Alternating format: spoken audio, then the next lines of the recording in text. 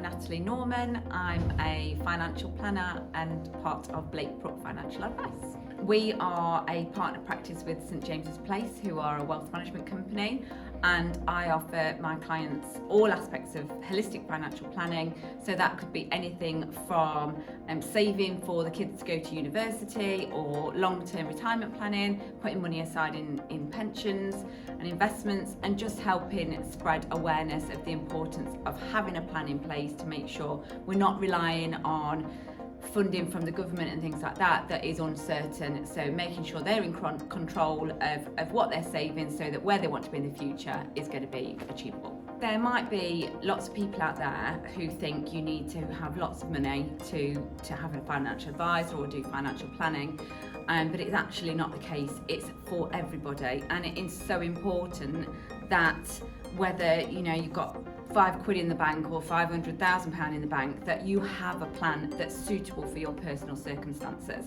because we don't know what the future holds, and the more you're in control of your spending, what that looks like in the future, accounting for every single penny. A lot of what I do is making people analyse their income and expenditure.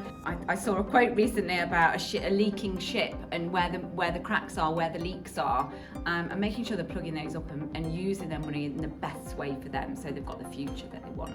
I would imagine there are lots of people who just, especially in your 20s and 30s, looking ahead to what might happen in the future. I mean, it's not your number one priority. But I've met with a number of young people recently, because you don't get taught about financial planning at school.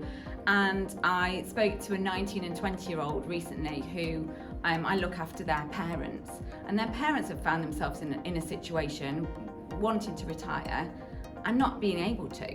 And they pulled the kids into our meeting to say, look, you have got to think about this now so that you're not in our position.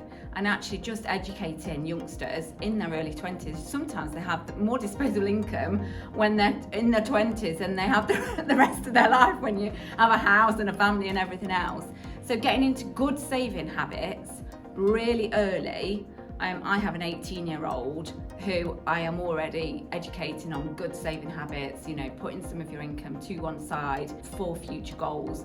And yeah, the earlier you start, the less you need to put away. So very often when I meet with clients, one of the very first things we do is look at what's coming in and what's going out.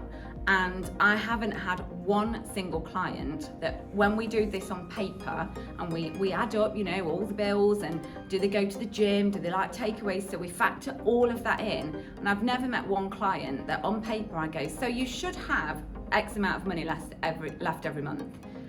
And they look at me like, well, I haven't. That's when I go, so where's it going? And it's, especially with contactless payments now, you blip, and you've just sometimes got no idea where the money goes. And so sitting down and just being conscious about what you're spending can make you realise actually you've got money that you're just frittering away and don't actually realise.